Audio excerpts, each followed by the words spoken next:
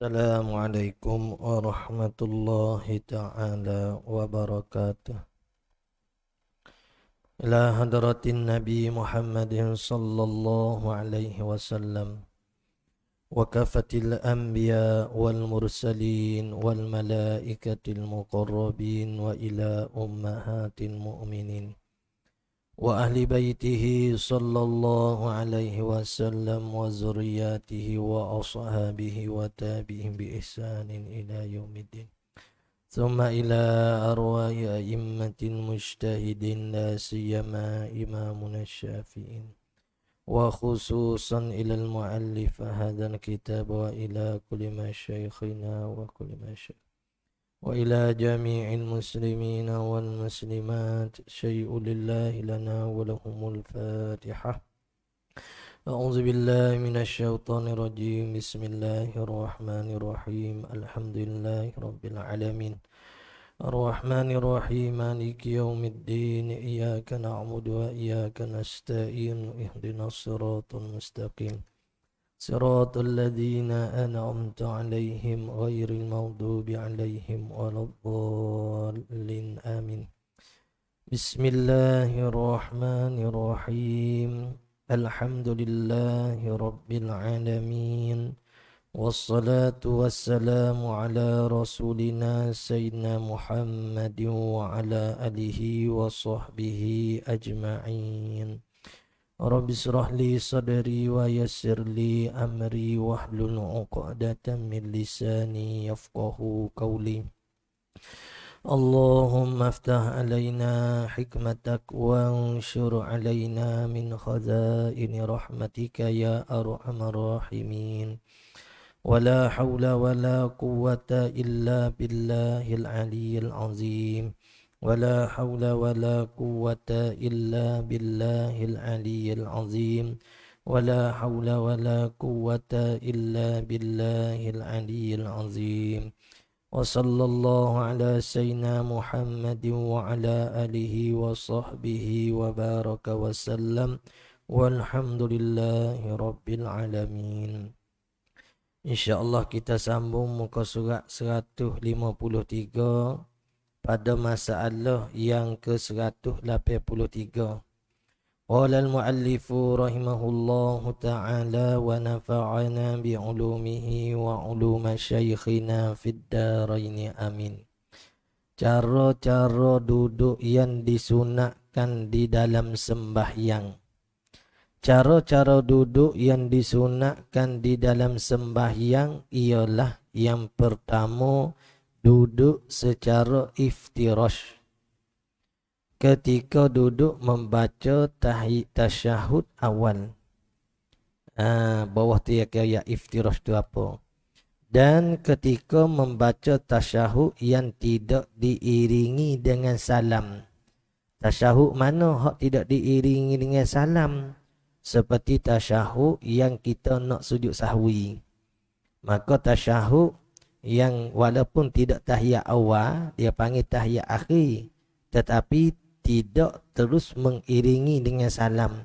Sebab kita nak sujud sahwi ke, maka duduk tahiyat waktu tu sunat dalam keadaan iftirash juga. Tidak dalam keadaan tawarruk, tidak. Dan makna iftirash, apa dia maksud duduk iftirash bagi tahiyat awal? Dan duduk yang tidak diiringi dengan salam itu ialah iftirash tu menghamparkan kaki kiri dan duduk di atasnya, di atas kaki kiri, yakni papai punggung kita tu duduk atas kaki kiri. Berbeza dengan tawarruk. Tawarruk ni papai punggung atas latar dan meletakkan punggungnya di atas tapak kaki kiri serta menegak ke kaki kanan. Kaki kanan tu moleknya kita dirikan kaki kanan kita. Tapi kalau kita ni duk biasa dengan jatuh pun tak ada masalah. Cuma dalam kitab ibarat dengan menegak, mendirikan setengah kitab. Dia ibarat dengan mendiri ke kaki kanan. Samalah tu. Yang kedua, duduk secara tawarruk. Ketika duduk tahiyat akhir sembahyang atau duduk yang diiringi salam.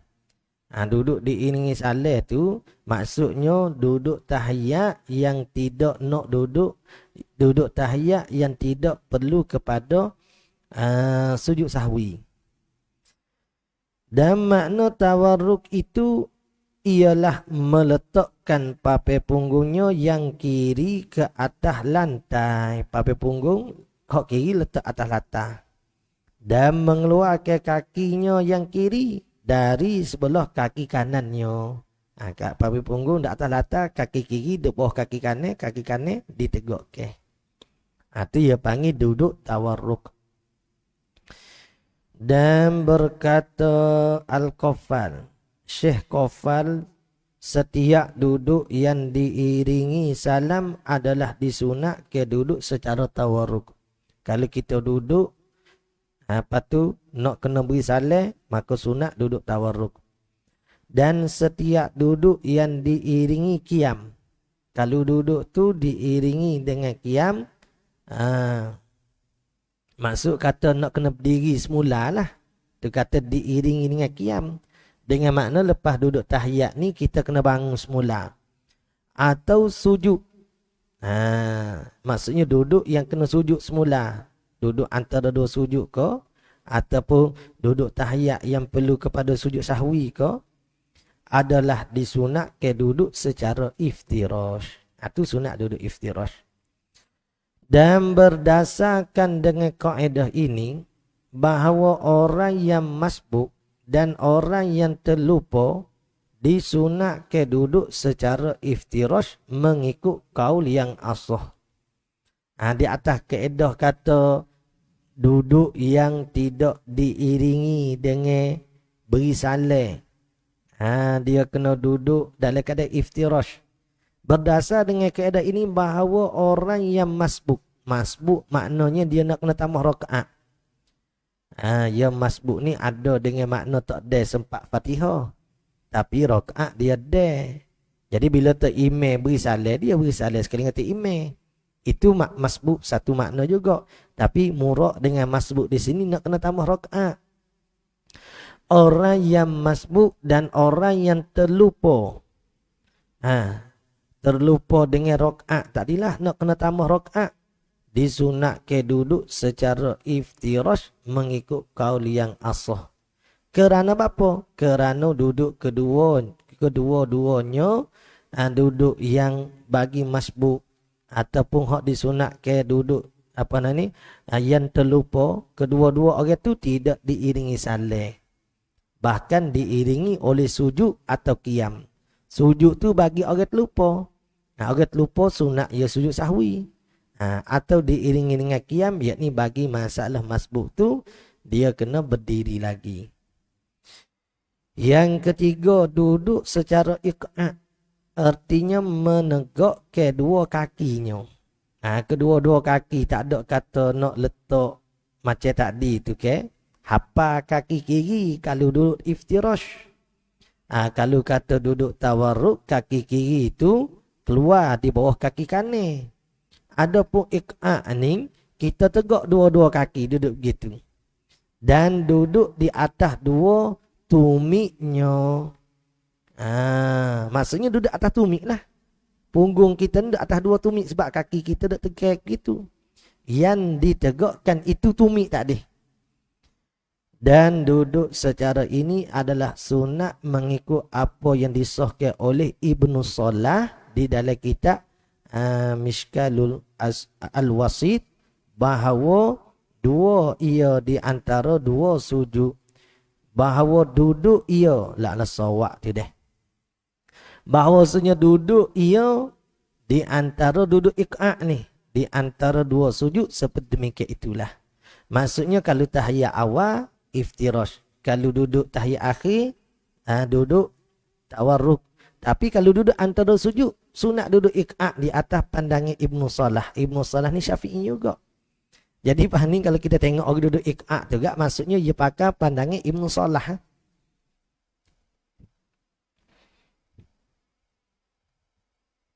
Gitu Nak gimana tak tahu ni. Gaduh ni duduk gini ni. Tak? Arti dia panggil duduk iq'a'. Maksud katanya punggung tu dah atas tumit. Tumit bagi kaki tak deh. Dua-dua kaki duduk iq'a'. Ni kalau dia mau duduk gitu tu, dia mau pandang Ibnu Salah kau. Dia tanya Ibnu Salah siapa dia pula? Hak tu bukan pandang Ibnu Salah rupanya. Pandangnya dia sendiri. Tak? Sebab dia tak kenal pun Ibnu Salah siapa. Kalau dia kenal Ibnu Salah maksudnya mungkin yang ambil pandang Ibnu Salah. Ni tanya Ibnu Salah siapa pula ni? Jadi duduk tu duduk pandang-pandang sendiri. Tak ada ambil mana-mana pandangnya ulama. Dia tak jadi ibadat begitu duduk ikut cara kita.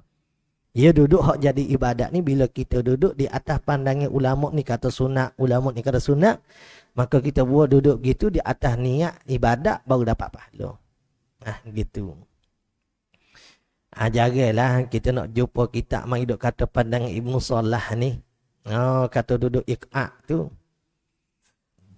Qala al-muallif rahimahullahu ta'ala 183 cara-cara duduk yang dimakruhkan dalam sembahyang. Kalau kita duduk gini makruh hukum dia.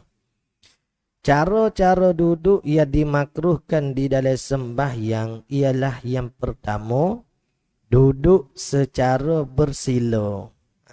Duduk mari bersila tak apa, tapi makruh. Maksud kata sah. Di dalam sembahyang makruh hukumnya seperti mana yang telah dinaskan atasnya oleh Imam Syafi'i. Jadi perkataan Imam Syafi'i dipanggil nas, telah dinaskan oleh Imam Syafi'i. Itu bahasa istilah yang digunakan.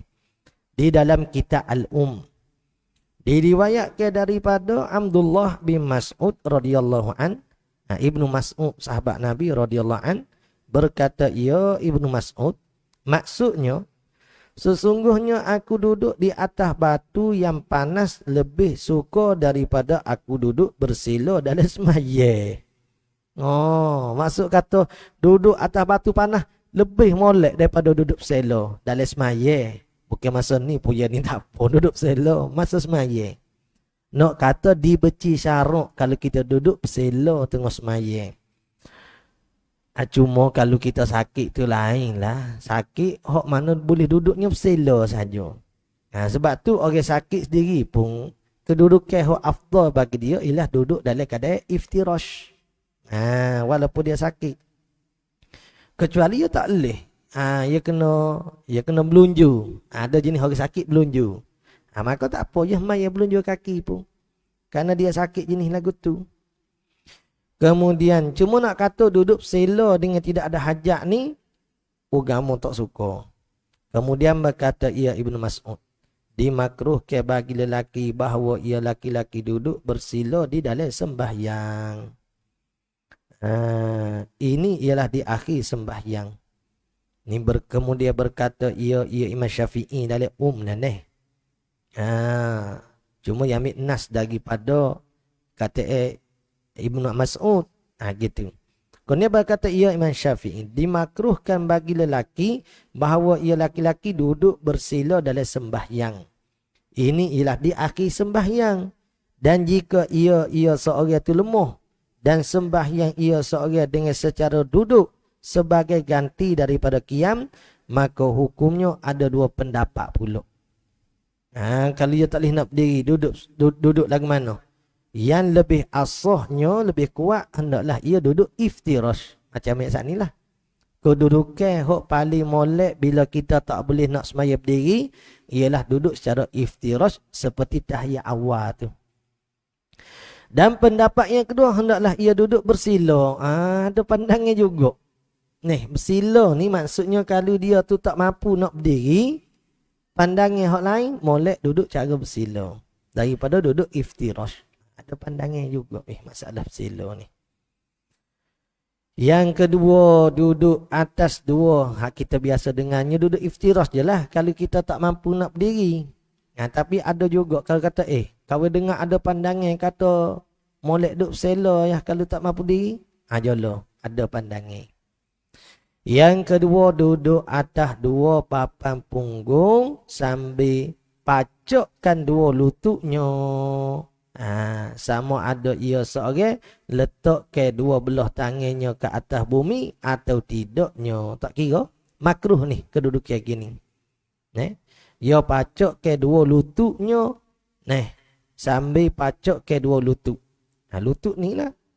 Duduk juga. Sama ada duduk atas dua papai punggung. Papai punggung duduk. Lepas tu diri ke kaki tu. Pacak ke lutut kita. Sama ada ia letak ke dua belah tangan ke atas bumi. Tak bumi. Ataupun tidak. Makruh semata-mata. Yang ketiga duduk secara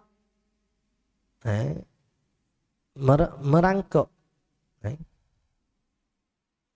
Dan secara ini menyalahi sunnah. Merangkak tak? Situ tak? Merangkak. Duduk merangkak. Lagu mana duduk merangkak? Merangkak ada. Dan secara ini menyalahi sunnah. Makruh juga duduk merangkak. Dan keempat duduk secara hunjur dua belah kakinya. Ini pamit sana ni. Dengan ketidak uzur. Maksudnya kalau ada uzur tak apalah, tak makruh. Seperti mana dijelaskan di dalam kitab Syarah Muhazzab. 185 hukum sembahyang di belakang imam yang berhadas.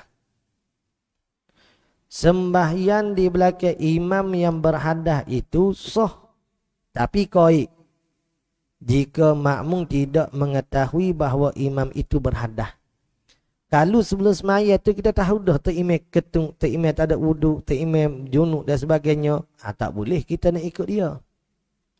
Tetapi adakah sembahyang itu dikira ke berjemaah atau bersendirian? Ada satu tika tu hang teringat so balasah masjid tu. Ustaz ni mari mengajar, gak ustaz ni tak kena lah buat gitu ke jemaah, nyanyo ke jemaah. Dia mari mengajar, dia jadi terimam. Lepas pada jadi imam dia kata takdi, yang ngajar dia kata takdi, belum amah maya, amah setuh bini ambo. Tak ada KJA. Dong ikut mu nak setuh bini mu. Kalau kita kata apa mu sorry ada bini, aku ada bini. Dia KJA berapa nak kita ayat kata setuh bini sana. Jadi kalau di atas mazhab hak kita duk guna, bila seseorang setuh isteri dia dengan tidak berlapik, maksudnya batal wudu. Lepas tu kalau awak ambil pandangan hak kata tak batal sekalipun, apa yang nak enesmem gitunya? Apa tak payah kata cium bini sat ni? Mudah lalu. Ini KJA nak cari balah dia panggil ni. Jadi ustaz pun KJA nak cari balah dengan ahli jemaah. Patut kalau dah kita setuh isteri kita, orang tak ada tahu, dia kita ambil pandangan mazhab lain sekalipun. Kita reti bab mazhab. Tak apa, tafadhal. Tapi bab apa yang mari no enasmon dok kata setuh bini saat ni hang jadi tikime? Tujuh ya apa? Dah tahu dah orang sini pakai mazhab Syafi'i lako-lako setuh isteri batal ke wudu. Tujuh ya apa? Tu soalannya. Enggak makmum ahli jemaah taing kita mari ngajar duk beroyak. Ustaz tu yang mari duk kecek kata setuh bini belum maya. Mana ya ustaz? Dok lah yang duk cari ustaz lagu tu buat apa? Kalau bahasa kapir panggil kick out je lah. Mudah. Dah duk KJA. Orang tak jadi ustaz begitu. Orang cari ustaz ni orang nak cari ke rahmat, orang nak cari ke kesatuan masyarakat. Kalau hidup kutip cara benda-benda begitu tu tak ada KJA ya panggil. Dia nak mari nak mendamaikan orang, bukan nak mari merosak ke masyarakat, tidak. Jawab mari, apa tujuan mari dak ayat kata setuh bini sat ni. Biar dia. Jadi nak ayat sekarang kalulah kita tahu dia tu dak setuh isteri dia sebelum semaya. Kita nampak, maksudnya berhadah dia. Mungkin dia tak teringat dah nak kena ambil wuduk semula. Hak ni masalah kita tak tahu. Kalau tahu tak boleh ikut dah. Sekarang kita tak tahu. Maka boleh dak ikut, sah ke tak? Sah, tak ada masalah. Cuma hak jadi isu, dikira ke tak berjemaah atau bersendirian. Kita ikut terimam tu, lepas pada tu terimam, kita tahu terimam tu berhadah. Lepas sudah semaya dah. Sekarang ni dapat pahala tak jemaah? Bagi masalah ini dua pendapat. Menurut pendapat yang asah, dikira sembahyang itu berjemaah. Dapat pahala 27 ganda Dan pendapat ini dikatakan oleh Syekh Abu Hamid dan kebanyakan ulama. Nah, kebanyakan ulama ambil pandangan kata dikira ke berjemaah. Dan dinaskan di atasnya oleh Imam Asy-Syafi'i radhiyallahu anhu di dalam kitabnya kata dapat pahala jemaah juga. Dan berkata pengarang kitab At-Tatimah. Kitab Tatimah. Tatimah ni Rafi'i kau siapa lupa pula dah. Disebut pengarang kitab Tatimah dan dibinakan atas dua pendapat ini beberapa masalah. Pendapat hak kata sah dia dapat jemaah bila tahu tok imam tu berhadas setelah daripada semaya. Daripada masalah dua ini ada beberapa masalah keluar daripadanya. Yang pertama, apabila dibinakan atas dia, maksudnya daripada masalah ini dipehekkan masalah lain pula. Tu kata dibinakan atas dua pendapat ni. Pendapat siapa? Pendapat yang asah. Dan pendapat ini dikatakan oleh Syekh Abu Hamid dan kebanyakan ulama. Jadi pandangan pertama, masalah yang pertama dibina dengan dua pendapat ini. Yang pertama, apabila mendapati makmum akan imamnya di dalam rokok. Kita nak masuk semaya, tak imam duk rokok dah. Dan jika kita katakan bahawa sembahyang itu berjemaah, nescaya dikira ke rakaat itu baginya bagi makmum. Sebab kita dengan tak imam di dalam tak imam itu duk rokok. Dan kalulah tidak, maka rakaat itu tidak dikira ke baginya. Apabila mendapati makmum akan imamnya dalam rokok. Dan jika kita katakan bahawa sembahyang itu berjemaah, nescaya dikira ke rakaat itu baginya bagi makmum. Dan kalaulah tidak kita kata sembahyang itu berjemaah, tak niat berjemaah, maka rakaat itu tidak dikira ke baginya bagi makmum tadi, sebab ia tak niat berjemaah.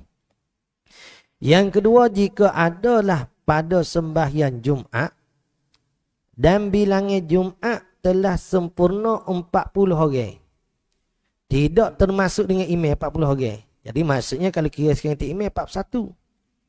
Maka jika kita kata sembahyang mereka itu berjemaah,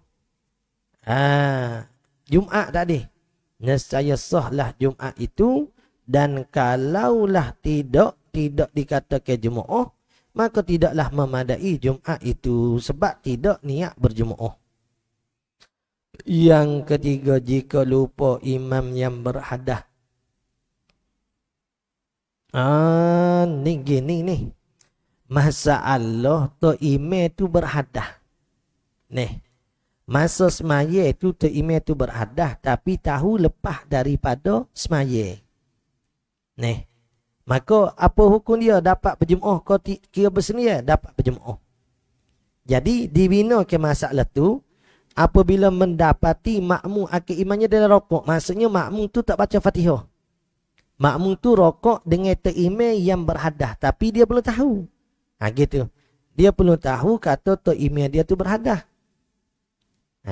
Jadi bila mendapat makmum akan imamnya dalam sembahyang rokok, imam itu berhadas.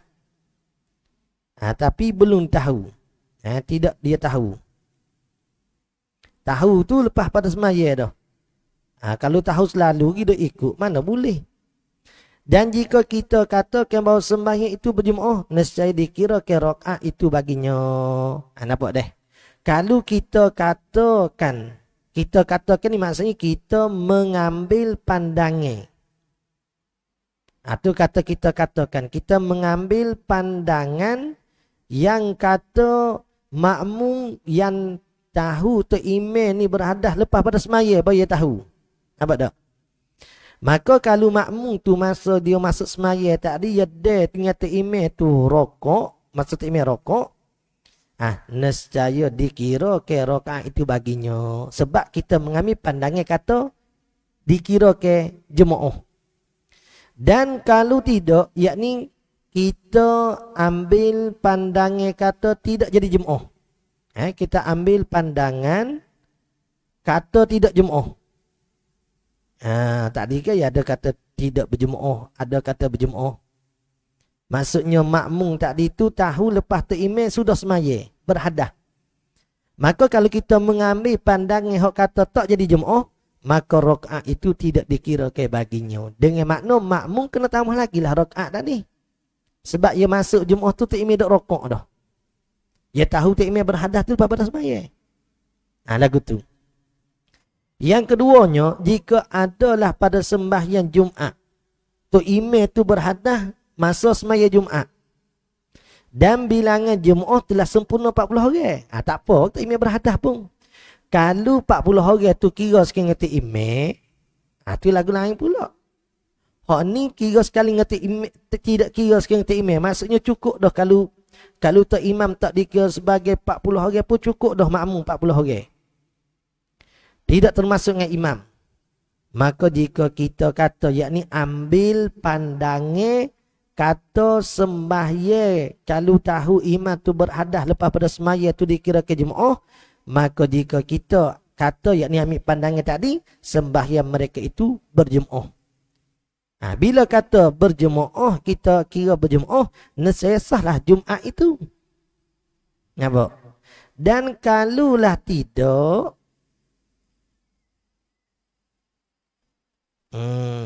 tidaklah memadai Jumaat itu, tak kira Jumaat tadi. Kalau mengambil pandangan kata tidak sah berjemaah. Kerana 40 orang saat ni tidak sah pada ikut Tok Imam, maka tak sahlah Jumaat dia. Aku tu dah. Jadi mudah penimpala ambil pandangan kata dikira ke jemaah. Walaupun Tok Imam tu berhadas dalam semaya dan kita tahu lepas pada semaya. Tu pun saat ni. Mustafi ni saat ni belum maya. Yalah. Insya-Allah isu ni ni. Yang kita istihar buat bergapo tak ada GJM. Nya sokok orang dia panggil tu. Setuh gi bini tu. Nak ayat kau buat gapo nya. Mana nas hadis kata kalau kita setuh bini belum maya, atau kita pergi royak ke makmum kata kita setuh bini lepas pada maya. Ada nah kau Nabi buat gitu. Ada demo nak nah kita tanya-tanya kok. Kerja apalah. Hidup kita ni jangan menyusahkan orang. Sokar tu ya. Kalau kita ni tak boleh nak membaikkan orang, nak memakmurkan masyarakat, jangan menyebabkan masyarakat tu jadi huru hara dengan sebab perbuatan kita. Yang ketiga, jika lupa imam yang berhadas, imam tu lupa, kemudian mengetahui para makmum hadasnya imam sebelum selesai semaya. Nyanyo makmum weh. Lagu mana? Ikutlah, mungkin ada orang menepik kau. Tak. Tok Imam tak ambil maya lagi tu. Misal. Makmum saat ni tahu kata sebelum semaya tu tahu Tok Imam tu berhadas. Maka mereka mufarakah dengannya. Makmum pun mufarakah bila dah tahu. Atau lupa sebahagian daripada mereka dan imam tidak lupa. Nampak deh? Tok Imam tak lupa dia berhadas. Makmum saat ni tahu dah Tok Imam tu berhadas, tapi dia terlupa kata Tok Imam tu berhadas. Dia ikut jugalah. Maka dua masalah tu. Maka jika kita berkata sembahyang mereka itu berjemaah, ambil pandangan kata walaupun kita tahu lepas pada semaya dah, maksudnya waktu semaya tu kita tak tahu kata imam berhadas. Maka pandangan tadi dia kata ada pandangan kata dikira ke berjemaah juga. Kalau kita ambil pandangan itu, maka hendaklah mereka sujud kerana terlupa imam. Apa kata tu? Tok Imam saat ni tu dia pergi semaya, dia terlupa. Kita pergi ikut dia. Tiba-tiba ada orang mari maklum kata Tok Imam tu berhadas. Kita hak lain pun mufarakah pada ta'imeh. Tak ikut ta'imeh lah. Kita ni sekarang lagu mana? Sunat sujud sahwi disebabkan lupa ta'imeh. Ta'imeh tak tahu mana dah. Jadi paruk dalam muka kata orang mai kata, tak ambil wuduk lagi tu. Misal kata, kita ni hak jadi makmum lepas pada kita mufarakah dengan dia tu, kita sunat sujud sahwi tadi, dia kata hendaklah mereka itu sujud. Apa? Kerana terlupa imam tu dia berhadah. Dan kalulah tidak, tidak kita mengambil pandangan hak kata jadi berjemaah, maka hendaklah mereka sujud kerana terlupa mereka sendiri. Masalah kedua tu makmum hak terlupa. Bukan tak imam terlupa. Jadi makmum gi ikut juga tak imam. Tengah-tengah semaya orang beroyak. Kita pun baru teringat. Maka kita mufarakah dengan tak imam, dan kita sujud sahwi dengan sebab kita lupa. Hak masalah tadi sebab tak imam lupa. Bukan kerana terlupa imam. Habis itu. Boleh ke tak ni weh? Kira boleh ada. Kira boleh pahal lah tu. 180 dia lagu tu dah masalah fiqh. Ada hak mudah-mudah, ada hak nampak jadi kena keruk dahi sikit, keruk sikit. Lepas tu ada masalah keruk dahi pun tak lepas juga. Ya keruk ngah habis ngah begitu ya. Lagu tu fiqh. Ni tak ada dok baca kitab besar berapa lagi ni. 180 ni hukum memanjangkan iktidal bukan kerana kunut. Hidup diri lama bukan sebab kunut. Boleh ke tak weh? Ya kalau kita ambil pandangan hak maklumnya, tak boleh lah kerana iktidal tu rukunnya pendek. Maka tak boleh duduk lama di iktidal. Kita tengok hak mu'alif ni. Tu ingat hak lepas-lepas duk ngaji pedomen tu. Jika memanjang seseorang akan iktidal bukan kerana tujuan membaca kunut, dan telah pun kami berkata memanjangkan rukunnya pendek itu dengan sengaja membatalkan semaya. Mu'alif pun dulu dia ayat dah. Iktidal rukun pendek, kalau sengaja hidup panjang batal semaya. Maka jika memanjangnya seorang kerana terlupa, terlupa kata tak boleh panjang, sayugiyalah dijabarkan, yakni ditampungkan dengan sujud sahwi. Moleknya dia sujud sahwi. Sebab apa? Sebab dia terlupa. Ingat dia ada masalah hak sujud sahwi ni. Bila kita buat dengan sengaja batas maya, tapi buat dengan terlupa tak batas maya. Supaya ni, dia duduk berdiri lama. Kali dia sengaja batal tu, iktidal tu. Sebab berdiri lama. Kalau dia terlupa batal tak? Maka sunat sujud sahwi. Tetapi menurut pula yang mukhtar, yakni pandangan yang terpilih, di dalam syarah Muhazzab, kitab besar-besar ni ambil ni, bahawa memanjangkan iktidal itu tidak membatalkan semaya. Ni letih nak ingat banyak masalah gini ni. Tak batal semaya dengan kita memanjangkan iktidal. Tapi ya memang dah kita dah ingat dah masalah ni sebenarnya. Sebab ada pandangan kata membezakan ada rukun pendek, ada rukun panjang. Satu pandangan tidak membatalkan dengan dipanjangkan rukun hak pendek tadi. Tapi itu pandangan dhaif lah. Dalam kitab lain sebut pandangan dhaif. Tapi sini kata dari syarah Muhazzab.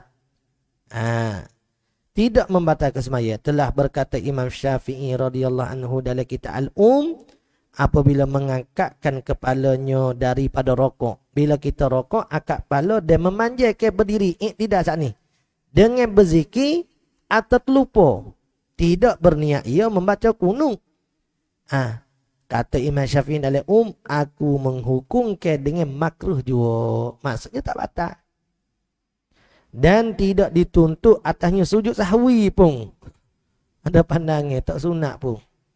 Dan kalau membaca ia seorang surah padanya pada iktidal atau membaca kunut, yakni lain daripada iktidal rakaat yang akhir pada sembahyang subuh.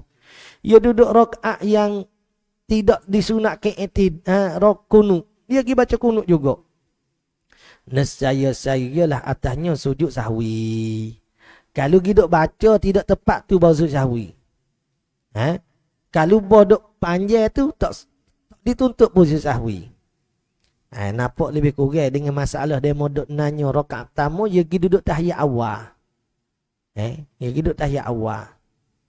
Kena sujud sahwi ke dok? Dia terlupa. Ni nak jadi pohon ni juga ni pandangan ni. Cuma hak ni masalah iktidal. Rukun pendek juga.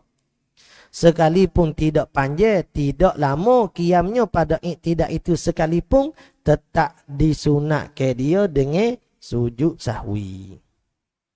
Habis itu.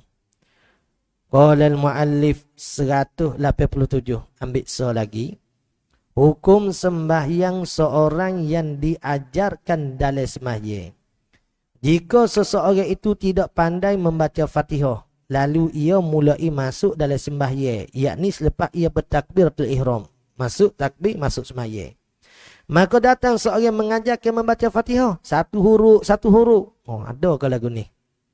Maka sahlah sembahyangnya, tak apa, sah. Berkata Al-Bughawi di dalam fatwanya, fatwa Al-Bughawi, dan sayugia dikoikkan. We gatung sikit. Tak nak kata sah semata-mata, gatung. Jika sekiranya ia musalli itu tidak mungkin hendak belajar. Ia tak ada masa pun nak belajar, baru Islam kau misal kata. Atau tidak ada guru yang hendak mengajarnya. Masa semaya tu yang baru ada orang yang nak mengajar dia, katakanlah. Dan jika ada guru yang sanggup mengajarnya serta kuasa ia belajar, maka tidak sah takbiratul ihramnya itu. Tak sah. Kerana mari doa ajar dalam semaya begitu. Habis itu, insya-Allah kita akan sambung pula pada masalah yang ke-188. Pada minggu akan datang tu dengan katanya hukum makmum sembahyang zuhur mengikut imam sembahyang asar. Wallahu a'lam. Di sini ambo nak maklum apa nama ni? Yang pertama ambo nak ajak demo di sini untuk ziarah de jemput makan. Bukan malam ni. No. Di pondok kita As-Sabirin di Pulau Condong, Kelantan. Kalau tak tahu lokasi nanti tanya Tok Imam mata lokasi dia.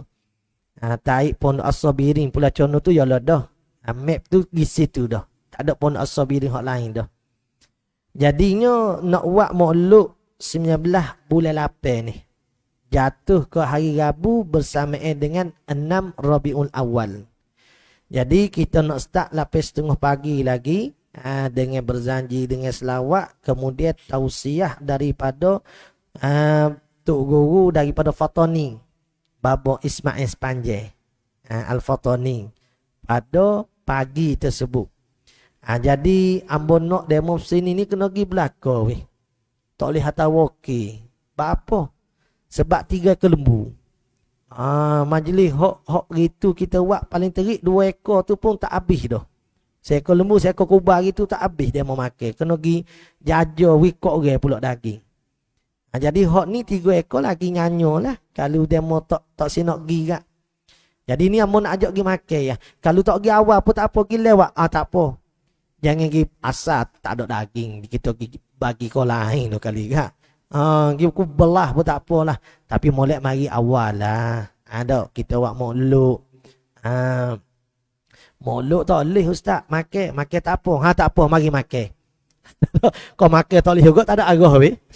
Kalau kau kata makan tak boleh juga. Makan tak boleh juga biar. Mau nak kata gimana dah lagi. Satu. Yang keduanya ada babo daripada Fatani namanya Babo Qasim. Umur dekat 70 dah lah. Dia nak mari daurah kitab yang dia karya sendiri. Tentang kitab Usuluddin bertepat pada 12 bulan 8 ni. Dalam minggu depan selagi tu lah. 12 bulan 8 bermula pada hari Rabu juga. Sebelum daripada Maulud tu, seminggu sebelum. Hari Rabu dia nak baca kitab dia dalam 6 hari. Rabu, Khamis, Jumaat, Sabtu, Ahad, senang dalam hari gitulah. Baca kitab tu nak baca pukul 10.30 pagi. 10.30 sampai pukul 12 lah, lebih kurang 12.30. Lepas tu lepas asar. Jadi hamba nak ajak demo sini tu kalau ada masa nak ngaji kitab, tapi sebenarnya memang kena ada masa lah. Ni hari boleh kota kitab. Mana nak berjumpa weh. Lepas tu tok guru daripada Fatani pula mari. Tok guru tua bukan hak muda. Hak ada dah duk ngaji dengan tok guru dulu. Jadi tu hamba jemput semua untuk sama-sama hadir lah. De iklan tu hamba minta dah untuk demo tepek tu insya-Allah. Dan hamba minta dah tu email untuk iklan juga di WhatsApp masjid ni insya-Allah. Kemudiannya nak maklum dengan malam Jumaat ni takut kita nak bui tanah. Sebab kita target ramai beratus orang lah, kita target dengan 3 kelembu ni. Duk berajak-berajaknya.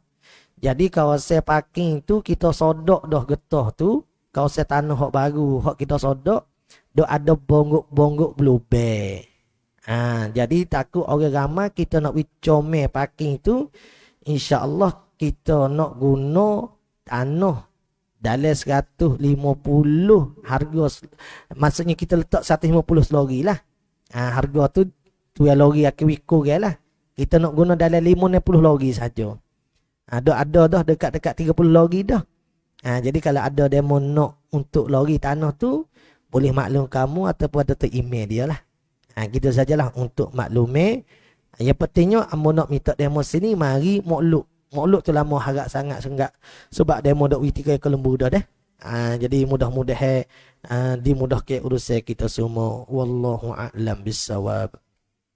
Sallallahu rabbuna 'alan nuril mubin Ahmad al-Mustafa Sayyidil Mursalin Sallallahu rabbuna 'alan nuril mubin Ahmad al-Mustafa Sayyidil Mursalin وعلى آله وصحبه أجمعين وعلى آله وصحبه أجمعين أعوذ بالله من الشيطان الرجيم بسم الله الرحمن الرحيم الحمد لله رب العالمين والصلاة والسلام على رسولنا سيدنا محمد وعلى آله وصحبه أجمعين اللهم انفعنا بما علمتنا ربنا زدنا علما اللهم فقهنا في الدين وعلمنا التأويل واجعلنا من عبادك المخلصين واجعلنا من أوليائك الصالحين اللهم لا تهينا في غفلة ولا تأخذنا عن غره